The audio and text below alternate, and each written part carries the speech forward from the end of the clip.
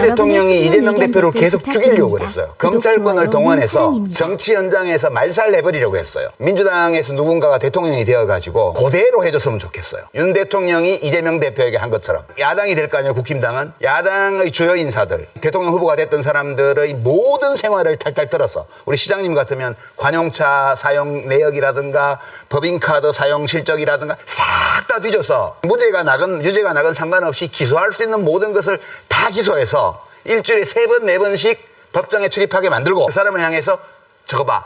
저 사람은 사법 리스크가 있어. 이재명 대표를 사법 리스크가 있는 정치인이라고 얘기하는 그 모든 사람은 윤석열 대통령이 대통령의 권한을 가지고 검찰을 동원해서 그를 정치적으로 제거하려고 했던 집요한 시도에 대해서 그 모두를 정당하다고 인정하는 거예요. 자, 저 뒤가 하이라이트인데 저렇게 말했으면 홍준표 시장이 뭐라고 할까 되게 궁금했거든요. 그럼 안 되지.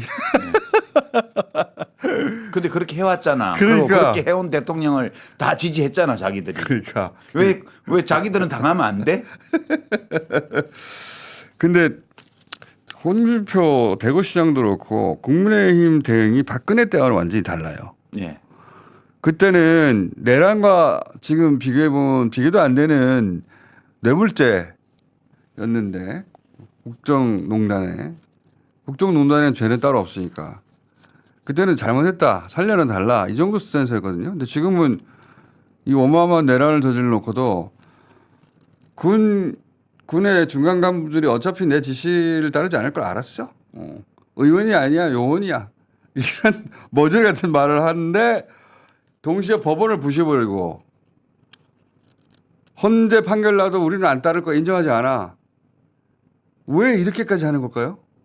그게 공범이 많아서 그래요. 그러니까 이 사람들이 그 차이를 잘 모르는 것 같은데 박근혜 탄핵은 박근혜 대통령이 혼자 최순실하고 뭐 이렇게 문거리들 매치하고 이렇게 해서 자기들끼리 그 하면 안 되는 일을 한 게 적발이 돼서 탄핵을 당한 거잖아. 그러니까 공범이 없어요. 그 여당에. 그러네. 근데 이 건은 사실 명태균 뭐 그런 문제부터 시작해서 대선 후보 시절부터 윤석열이 너무 많은 공범을 그 안에 만들어 놨어요. 그러니까 이게 우익들이 원래 잘하는 게 나쁜 짓을 할 때 함께 하는 거야. 함께 해놓으면 그렇지. 예, 그거 나중에 문제가 되어도 배신을 못 해요. 그래서 너무 많은 공범이 있기 때문에 이 일이 벌어지고 있는 거죠, 지금. 매우 일리 있다. 왜냐하면 박근혜 때도 현직이었는데 예. 지금 현직이고 현직이기 때문이다만으로는 설명이 안 되는. 그렇죠. 그러니까 그 이 범죄의 성격이 달라요. 그러네. 저쪽은 개별 범죄고 이쪽은 조직 범죄야. 요거는 아무도 얘기하지 않은 대목이다. 이때까지. 오라이. 이해가 되잖아요. 국힘당 의원들이 저러는 게. 내라도 그럴 것 같아. 윤석열이 가면 김건희가 가면 나도 같이 딸려 들어갈 수 있다. 그렇죠. 이 공포가 지금 지배하고 있다는 거잖아요. 그럼 여기서 막아야지. 이 뚝이 무너지고 나면 여기서 큰 물이 지면 그 다음 뚝도 다 무너질 거 아니에요. 그렇다고 법원 폭동까지 간다. 이거는 상상하기 힘든데 여기까지는 어떻게 갔다고 생각하십니까? 그거는 법원 폭동을 직접 국힘당 의원들이 일으킨 게 아니고 아니죠. 그 일으킨 사람들을 비호하고 있는 거잖아요. 그러니까 부추긴 셈이고. 그렇죠. 그 자기 이익 수호라는 관점에서 일관된 행위예요. 하나도 놀랍지 않아요. 살인 방화도 옹호할 거야. 내가 보기에는. 지금 그러고도 남을 정도의 태도예요. 보면은 뭐든지 다 부인하고 있잖아요. 그러니까 점점 더 국힘이라는 이 정당의 국회의원들 또는 이 핵심 당직자들을 포함해서 이 집단 전체가 범죄 조직화돼 가고 있는 거예요. 지금 범죄 집단화돼 가고 있는 거예요. 진짜 이게 희한한 현상인데. 예전에는 이렇게 말하면은 너무 심한 말이라고 그렇지. 할 텐데 지금은 그렇게 말할 수밖에 없어요. 네. 아니 법원을 깨부셨는데 막 선물을 주고 잘한다 하고 있고 아니, 애국지사라고 말하고. 젊은이들이 한 거니까 너 그렇게 해줘야 된대.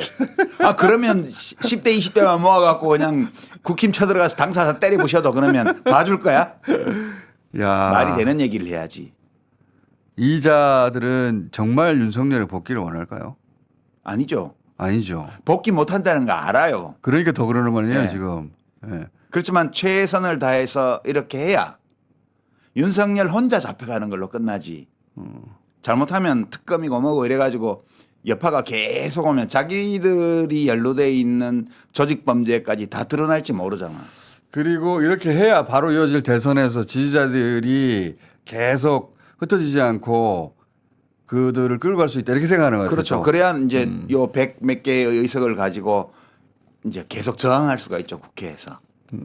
지금 이제 탄핵이 인용되고 나면 국민의힘당이 믿을 수 있는 거는 108석의 의석밖에 없잖아요. 아무것도 없잖아요. 그러니까 그걸 결석을 유지해야 되는 거지. 지금. 지지자들. 그래서 다 이해가 돼요. 내라도 그럴 것 같아. 근데 지금 이런 상황에서도 여전히 지지한다는 사람은 지도의 강도가 강할수록 다 오른쪽 끝에 있단 말이죠. 근데 지금 끝이 아니에요.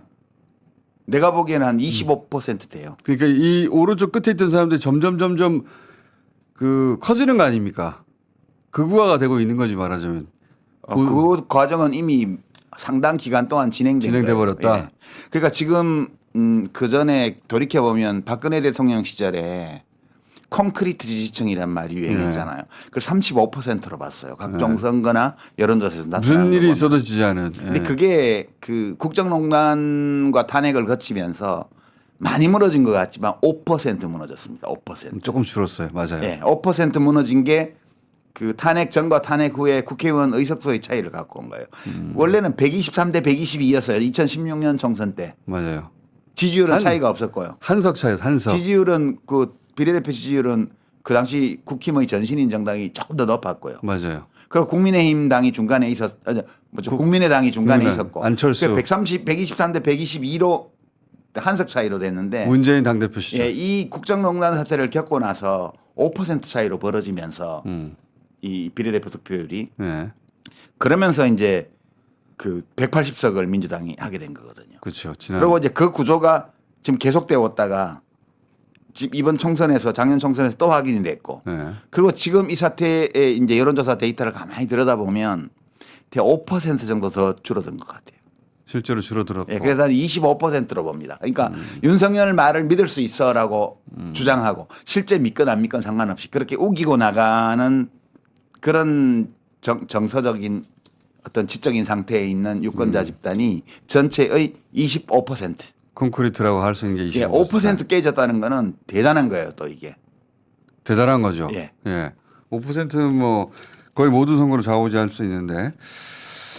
자, 그럼 윤석열 복귀는 바라지 않아요. 하지만 가만히 있으면 특검 되고 그다음에 구인 체제되고 막 신속하게 딱 진행이 되면은 자기들도 다 딸려 들어간다. 그렇죠. 비아폰 서버 털리고 막 그러면. 그래서 증거를 인멸할 시간을 최대한 벌어야 돼요. 입장을 바꿔놓고 생각해봐. 이렇게 해서 막아진다고 생각을 안 해요, 자기들도. 언젠가는 다 뚫릴 거라고 생각을 하지만 최대한 막으면서 증거를 인멸해야 돼요. 탄핵이 인용되면 어떻게 나올까요? 지금은 휩쓸어 버리자는 얘기까지 하는데. 탄핵이 이제 인용되면 그 다음에는 이제 무슨 명예 회복을 위해서 계속 투쟁한다 이렇게 나오겠지.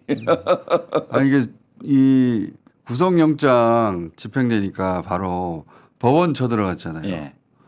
그런 것처럼 저는 헌재를 공격할까 봐. 이제는 경찰이 다 막아요. 우리 반세기 동안 훈련된 경찰이에요. 우리나라 경찰이 이 시위 진압에. 자, 그리고 맛을 한번 봐야 돼. 저쪽 사람들도. 네. 탄핵이 인용되면 저는 근데 헌재 재판관에 대해서도 걱정합니다. 헌재 재판관들 개인 신변에 대해서도. 그 우리나라 요인 경호법이 있습니다. 요인 경호법으로. 예, 대통령 경호에 관한 법률만 있는 게 아니고 요인 경호법이 있었어요. 그거에 입각해서 경찰이 다 요인 경호를 할 겁니다. 그럼 이번 대선이 조기 대선이 만약에 이루어진다면 탄핵 인용되면 60일 이내니까 3월 5초. 예, 3월 5초가 되고 첫 번째 수요일 혹은 두 번째 수요일이 될 수도 있죠. 5월에. 예. 또는 뭐 세 번째 수요일이 될 수도 있는데 수요일을 하니까. 그러면 이번 대선이 지난 대선들하고 어떻게 다를까요? 가장 중요한 차이점이 뭐가 될까요? 우리가 탄핵 이후에 조기 대선을 한번 치러봤는데 그리고 다른 대선을 무수히 치러봤고. 그 얘기하기 좀 이른데 예. 다시 이제 일단 연결되는 이야기라. 교과서적인 이론으로 또 돌아가면 중요한 선거의 승패를 결정하는 것은 세 가지라 그럽니다. 첫 번째가 구도, 예. 두 번째가 이슈, 세 번째 인물 예. 이렇게 돼 있어요. 지금 인물은 야당 쪽은 거의 확정돼 있다고 봐야죠. 그렇죠. 여당 경선을 쪽은 치르더라고요. 불확실하고요. 여당 쪽은 이제 백가장명이고. 예. 그다음에 이슈가 뭐가 될 거냐? 다른 이슈는 다 집어삼킬 겁니다. 그러니까 그렇죠. 그 내란의 완전 진압, 예. 내란 세력의 심판 이게 제일 중요한 이슈가 될 거예요. 왜냐하면 그 국힘당 쪽이 계속 내란을 옹호할 거기 때문에 다른 이슈들이 민생이나 이제 경제 정책 이런 것 이슈가 다 되겠지만 그 다른 이슈로는 대체가 안 돼요 이게. 압도하겠죠. 예, 결국. 이게 압도하게 됩니다. 구도는 어떻게 되냐? 이제 마지막 남은 변수는 사실 인물하고 이슈는 인물은 반만 유동적이고요. 국힘 쪽만 유동적이에요. 그다음에 이슈는 거의 확정적이라고 봐야 되고. 그렇죠. 구도는 뭐냐? 구도는 이게 다자 구도냐, 예. 양자 구도냐. 여기 좀 유동적이에요. 많이. 결국은 양자구도로 가지 않을까 싶기는 한데 물론 지지율에 따라 변동성이 있겠지만. 그러니까 2017년 대선 조기 대선은 다자 구도로 치러졌잖아요. 그때는 누가 나와도 안 된다고 생각해서. 예, 진보 둘, 중도 하나, 보수 둘 이렇게 오자 구도로 치렀기 때문에 네. 매우 싱거운 선거가 됐죠. 맞죠. 예, 이번에는 그러면 어떻게 될 거냐? 단일화할 거라고 저는 개인적으로 보는데. 양자 구도로 수렴될 가능성이 있지만 있죠. 그게 이제 시간이 좀 더 지나보면 드러나겠지만 그렇게 단순하지는 않다 저는 그렇게 봐요. 구도 정도 남은 것이다. 예, 구도가 남았어요. 인물에 대해서도 민주당 내부에서는 끝난 게 아니다 아직. 예. 끝났어요. 그렇게 주장하고 그렇게 믿고 싶은 사람들이 있잖아요. 누가요? 여러 사람이 있더만 보니까 요새. 요 설 연휴 기간에 막 시끄러웠던 분들. 예. 근데 뭐 근데 뭐 저 진지하게 뭐. 논평해야 돼요 그거. 아니요 안 해도 될 것 같아요. 예. 그러면은 지금 12월 3일이었고 오늘이 2월 3일이에요. 한 달, 두 달, 3개월째 되는 거거든요. 그 사이에 이 대목은 내가 얘기해야 되겠다. 이 장면은 내가 잊혀지지 않는다. 그런 장면들이 있습니까? 역시 이제 가장 그 충격이 컸던 장면은 국회에서 벌어진 일이죠. 제일 첫날. 예. 그게 국회 안팎에서 벌어진 모든 장면들. 그게 굉장히 오래 남을 것 같아요. 그러니까 막 그 707 특임대가 막 야간 투시경 쓰고 막 창문 깨고 들어오고 막 복도에서 소화기로 막 저항하고 이랬던 그런 장면들하고 네. 그냥 국회 안에서 벌어진 일이고 국회 밖에서는 시민들이 그 서강대교에서 국회 쪽으로 오는 길을 막고 장갑차 앞에 뛰어들어가고 사람들이 또 더 뛰어들어가고 그리고 막 이건 아니지 않냐고 군인들한테 소리치고 군인들이 그거에 대해서 못 밀고 나가잖아요. 그게 이제 45년 전의 비상계엄하고 가장 큰 차이가 그 두 군데서 다 드러났어요. 이게 45년의 간격을 두고 비상계엄이 발동이 됐는데 우선 군인들이 이 국회의원과 시민들에 대해서 폭력 행사를 하지 않았다. 할 수 있는데 안 했죠. 예. 근데 이제 할 수 있는데 그냥 안 한 게 아니고 무서운 거예요. 그 사람들도 이제는. 그러니까 과거가 현재를 도운 게 맞아요. 그러니까 한강 작가 예. 대단한 통찰이었어요. 그 문장은. 그다음에 시민들이 장갑차 앞을 막았었는데 네. 그걸 밀고 가지를 못해요. 그 장갑차 앞에 뛰어든 시민들은 그때도 있었어요. 광주에서도 있었고. 근데 이번에는 밀고 가지를 못하잖아요. 그게 우리가 문명적 기준을 적용하면 한국 사회의 폭력성이 이 45년 동안에 매우 많이 감소했다. 그런 점이 그러리라고 짐작은 했지만 확인됐다. 눈으로 처음 예, 확인한 거죠. 예. 사실 구테타 전 과정이 영상에 담긴 것도 그렇죠. 그 기술 예. 변화 때문이고요. 그거 이런 전 과정이 담긴 전 세계적 사례가 있나 싶어요. 없는 것 같아요. 그때 광주가 포위돼 가지고 고립된 채로 이 학살당하고 있었을 때 다른 지역의 시민들은 그 사실 자체를 몰랐어요. 몰랐죠. 그거는 기술 변화, 이동통신 이런 것들이 갖고 온 변화인데 역시 사회의 진보를 추동하는 것은 인문학이 아니고 과학기술이다. 그런 점을 또 한번 확인하게 됐습니다. 구테타 전 과정이 하여튼 영상으로 남아서 그 실패 전 보통 이런 건 영화로 만들어서 나중에 그렇죠. 아 저랬었구나 그걸 나중에 보게 되는데 지금 우리가 실시간을 다 봐버려가지고 그리고 저는 동시에 우리 언론이 의도적으로 외면하고 있는 장면 중에 하나가 뭐냐면 국회에 시민들이 달려가서 이걸 막아낸 거 이거 위대한 행보인데 시민들의 근데 그 시민들을 국회로 달려오게 만드는데 라이브. 이재명의 라이브가 엄청 중요한 역할을 그럼요. 했거든요. 네. 그리고 그 라이브를 옆에서 이제 울고 있는 부인 소리가 뒤로 깔리고 본인이 잡힐지 모르는데 담 넘어가고 하는 전 과정 그 계엄이 해제되는 데서 매우 중요한 역할을 했는데 만약에 국민의힘의 누군가가 만약 한동훈 대표가 저렇게 했다면요. 영웅 탄생이지. 영혼 탕생이죠. 인간 한동훈 이거 나오지 시리즈가. 다큐멘터리 네. 나옵니다 지금. 모든 프로그램에서 반복적으로 그 얘기를 했을 거거든요. 그러니까 지금 대부분의 그 언론은 원래는 윤석열 편이었죠. 친윤이다가 지금 중립으로 왔어요. 근데 뭐와 뭐 사이에 중립으로 왔냐면 너무 불리하니까 중립을 위장하고 있는데 내란 세력과 민주주의를 지키려는 호헌 세력, 그러니까 헌법 체계를 지키려는 세력과 내란을 일으킨 세력 사이에 중립으로 왔어요. 은근히 내란 세력을 편드는 데도 많아. 네. 이 반쯤 갈치고 사람들은 있어요. 일본이 쳐들어와도 일본 침략군과 일본 자위대와 우리 국군 사이에 중립지킬 사람들이고 에일리언이 쳐들어오면 에일리언과 지구인 사이에 호모사피엔스 사이에 중립지킬 사람들이야.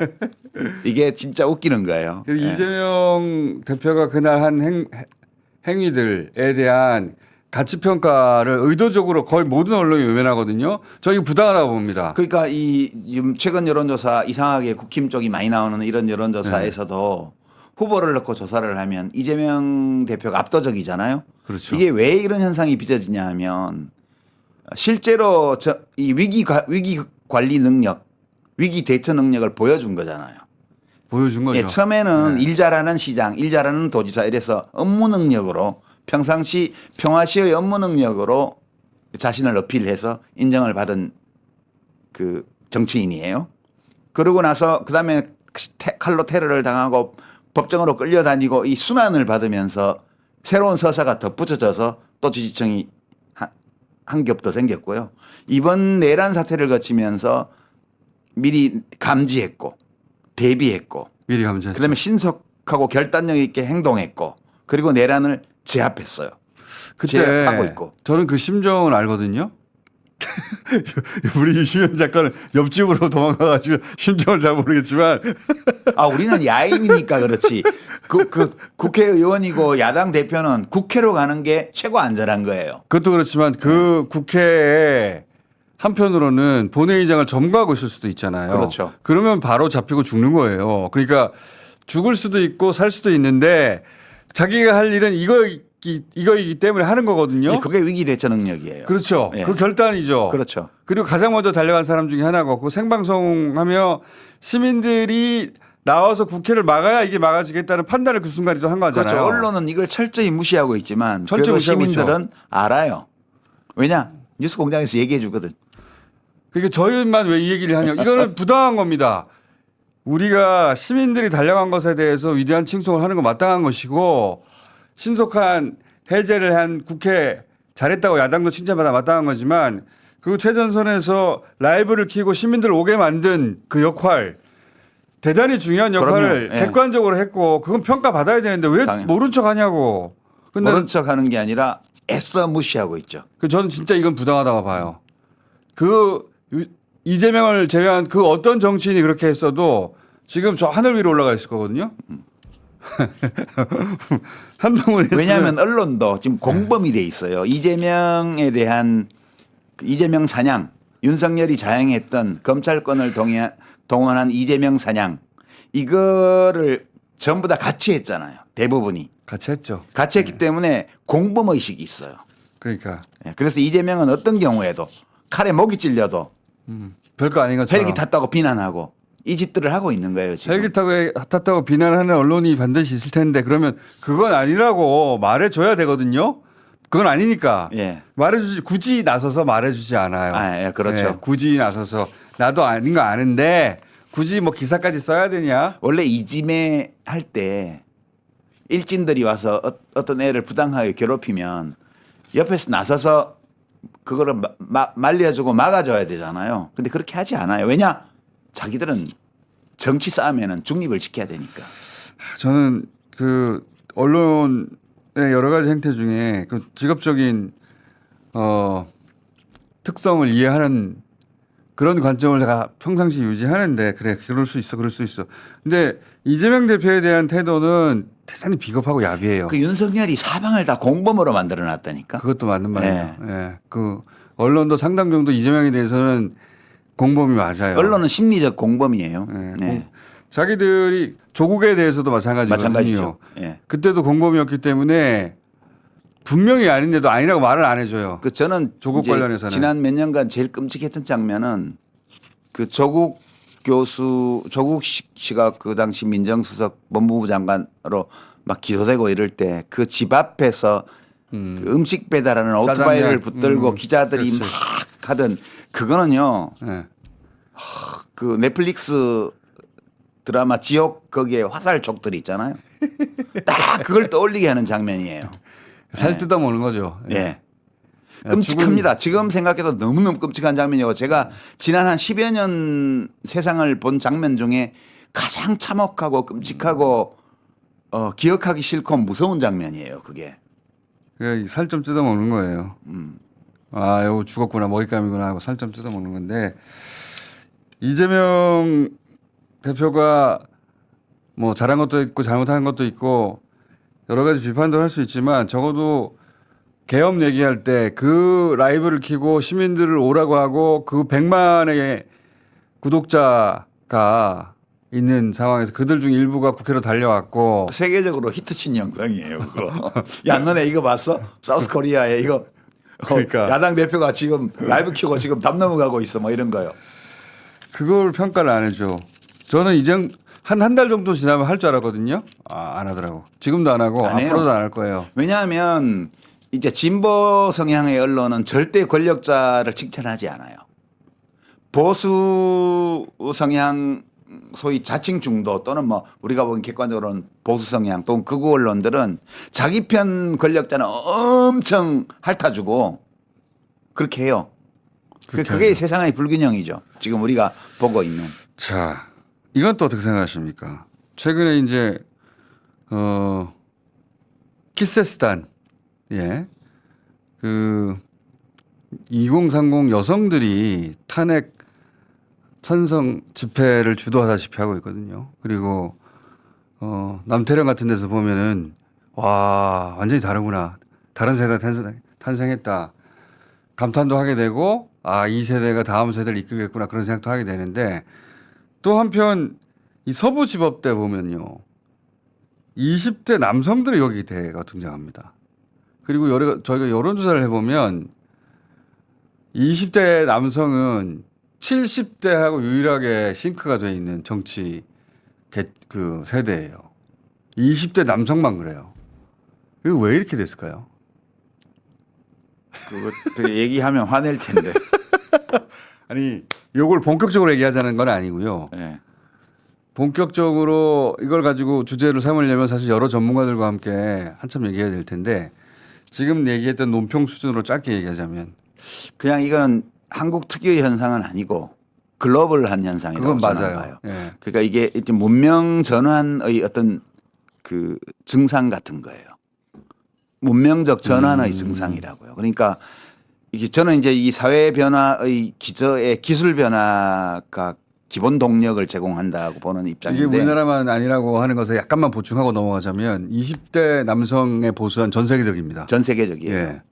그러니까 우리가 이거 좀 심한 편이긴 한데 전 세계적이에요. 예. 우리가 그렇게 심한 편 아니에요. 저는 90년대 중후반부터 유럽에서 그 뉴라이트 그러니까 제가 독일 사람들은 노이에 레히테라고 얘기하는데 뉴라이트가 90년대 중반에 유럽에서 등장했거든요. 네오나치와 함께. 예, 네오나치와 함께. 이제 이 사람들이 뭘 배워서 왔냐 하면 왜 계속 지지 우익이 왜 지는 거야? 연구하다가 선거에서 예, 안토니오 그람시의 헤게모니 이론을 배웠어요. 학습했어요. 공산주의자로부터 그래서 배웠네. 국가와 민중 사이에 시민사회라는 그 한 층위가 따로 있고 이 시민사회의 향배를 결정하는 이 공론의 장의 어떤 흐름을 결정하는 것이 이제 지적 헤게모니다. 이게 헤게모니 이론이잖아요. 진짜 공산주의자한테 배웠네. 네. 그 안토니오 그람시라는 공산주의자 이론 중에 헤게모니 이론이라는 게 있는데 그거를 배워와서 제일 먼저 뭘 하냐면 미디어를 만들어요. 그러니까 그 레닌이 러시아 혁명할 때 이스크라라는 그런 찌라시를 만든 것처럼 거기서 시작됐어 전부 다. 우리나라도 비슷합니다. 지금 뭐 최근에 이런 그 하긴 90년대 후반에 네오나치가 다시 준동하기 시작했다. 이런 그게 다 얘기가. 20대 젊은 남자들이었거든. 그 지금도 그 민주주의가 성숙했다는 독일에 AFD라고 그래서 새로 생긴 극우정당 거기가 20%가 넘었어요. 최근에 지지율이. 거기도 기반이 2030 남자들이 많아요. 노인들하고요. 그걸 또 미국에서 따라했죠. 예. 어. 그러니까 글로벌한 현상이에요. 이 글로벌한 현상은 이게 모든 문화권에서 동시에 나타나는 현상은 기본적으로 그 문명적인 어떤 이유가 있는 거예요. 예, 저는 예, 그렇게 보고요. 이거 깊이 들어가면 또 막 시끄러워지니까 이런 정도로만 얘기를 하죠. 예. 그 여성 인권의 신장과 같이 맞물려서 등장하는 예. 것이 있는데 남성들의 박탈감이 그 밑바닥에 깔려 있는 거거든요. 예, 우리나라는 예. 좀 조금 늦었어요. 유럽보다 한 20년. 자, 12월 그 첫 번째는 그 두 번째는 뭡니까? 아까 가장 인상적인 장면은 12월 3일 날 발생한 것이고 인상적이라는 게 좋다 나쁘다를 떠나서 야 이건 내 뇌리를 떠나지 않을 것 같다. 그게 이제 그 국회의사당 안팎에 그게 이제 첫날이고. 그다음에 이제 언론 이게 역시 이거는 대책이 없구나. 어. 그러니까 지금 총수가 얘기한 그것과 맥이 닿는 건데 그 에일리언과 호모사피엔스 사이에라도 중립을 취할 것 같은 예, 그런 언론의 모습 이거는 대책이 없다 이건 정말. 저는 사실 그 법원 폭동 때 투블럭 있지 않습니까? 예. 투블럭이 한 행위 이게 판사를 쫓아다니는 것도 물론 충격적이었지만 가장 충격적인 것은 10대였다는 겁니다. 예. 카키 잠바는 몇 살인가 아, 오늘 그건 잡혔다고 아직, 새벽에 예. 나오던데. 카키맨은 몇 살인지 모르겠는데 10대가 했다는 거예요, 이걸. 그러니까 그들한테 이 폭탄처럼 부어진 어떤 인식이 있잖아요. 그렇죠. 그게 어디서부터 나왔을까? 어떻게 10대가 지금 판사를 잡아가지고 잡았으면 틀림없이 그 물리적으로 위해를 가했을 거거든요. 그렇죠. 예. 죽었을지도 몰라요, 판사 진짜. 그 정도의 폭동 상황에 다른 사람, 자기들이 손으로 어떻게 하지 않고 군중에 던져버렸을 것 같거든요. 근데 이제 그거는 일반화해서 우리가 얘기할 수는 없고요. 그 케이스를 좀 봐야 돼요. 아직 정보가 없어서. 예, 저는 이제 그 말하자면 종교하고 그 현실 정치가 결합하면 되게 무서운 결과를 내는 게 많아요. 지금 그런 케이스 같은데 예. 아마도. 그게 이제 문명사를 통틀어서 가장 과격하고 극단적인 행동을 하는 것은 정치와 종교가 결합했을 때의 일입니다. 그게 지금 벌어지고 있는 일인 것 같아요. 지금. 그게 무서워요, 진짜. 예. 정치하고 종교가 결합하면 그거는 이제 그 모든 것을 다 정당화해요. 그러니까 사람이 붐비는 시장통 한가운데 폭탄을 씹는다든가 아니면 결혼식이 벌어지고 있는 예식장에 온몸에 폭탄을 들고 뛰어든다든가 이런 일들이 원래는 불가능해요. 인간의 본성으로는. 근데 종교하고 결합되면 이게 다 되거든요. 그러니까 이제 최근에 여기 뉴스공장이 더 이상 출연 안 시킨다고 했어. 김재원. 그 아스팔트 위의 십자군. 그러니까 그 십자군이 그 뭐게요? 나왔어. 십자군이라는 것이 그것이 조직 범죄라는 사실을 로마 가톨릭 교황청에서 인정을 하고 사과까지 했잖아요. 교황이. 그러니까 그 중세 가톨릭 교회가 벌였던 여러 죄악들 중에 최악이 마녀사냥이라는 종교재판의 형식을 빌린 마녀사냥. 이거는 이제 돈 많은 혼자 된 여인의 재산을 강탈하기 위한 수단으로 사용된 예가 무지무지 많거든요. 이 스페인, 포르투갈에서 제일 심했고 서유럽 전반에 있었지만 이거하고 그다음에 십자군 이거를 반인륜적인 조직 범죄로 그 주체들이 인정을 했던 거예요. 근데 어디다가 지금 비유를 해도 십자군한테 비유를 하냐고. 그러니까 이 김재원 같은 사람은 그것이 범죄인 줄도 모르는 거예요. 그것이 종교와 세속 권력의 결합이 만들어낸 인류에 대한 범죄, 인간성에 대한 범죄였다는 사실 자체를 인지 못하고 있어요. 그것도 모르고 네. 지금도 그렇게 벌어지고 있어요, 사실은. 네, 그건 너무너무 위험한 거예요. 그건. 그래서 저는 이번 대선이 잘 관리해 가지 않으면 굉장히 위험한 대선이 될 수 있겠다. 예. 많은 사람이 다칠 수도 있고 그런 생각을 하게 됩니다. 그래서 계속 이 얘기를 해야 된다고 봐요. 경찰이 네. 엄청 힘들 거예요. 앞으로 그러니까. 상당한 기간 동안. 제가- 잘해주기를 바랍니다. 제가 오죽하면 집에 못 가겠습니까? 잠을 경호팀과 같이 자고 있습니다. 2달째. 여러분의 이게 무슨 소중한 일인가? 의견 댓글 부탁드립니다. 자, 구독, 여기서 좋아요, 잠깐 는 쉬었다가 사랑입니다. 유시민 작가는 못 갑니다. 못 가고 또 계속 다음 코너 진행될 때 계속 들어와 가지고